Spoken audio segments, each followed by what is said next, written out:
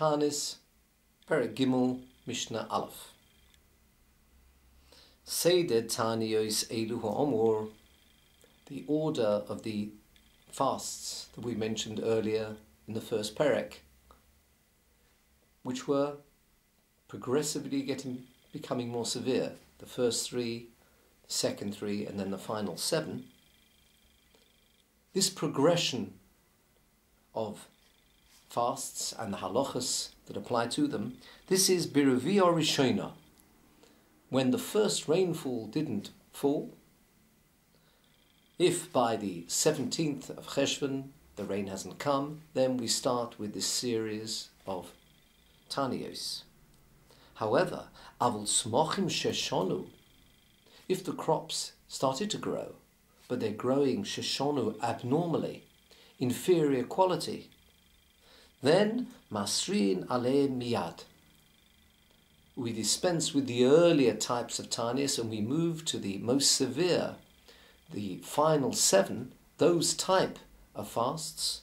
And Masrim, we will be crying out, as we did on those final fasts mentioned, together with the shofar. This is what would happen in this case because the emergency of the crops growing in this unusual way warrants the most severe type of fasts. V'chein, and similarly, sheposku geshomim bein geshem legeshem aboim yom.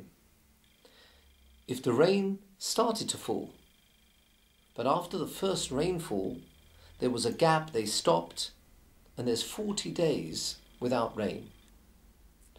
The initial rainfall started the crops in their growth. However, the lack of rain after that first rainfall can be very bad for the crops. And therefore, if that situation occurs, we don't start again with this series of progressively more severe fasts, but masrim ale miyad.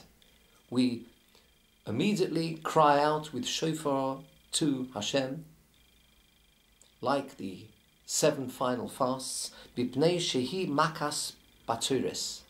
This is an affliction of a shortage of food.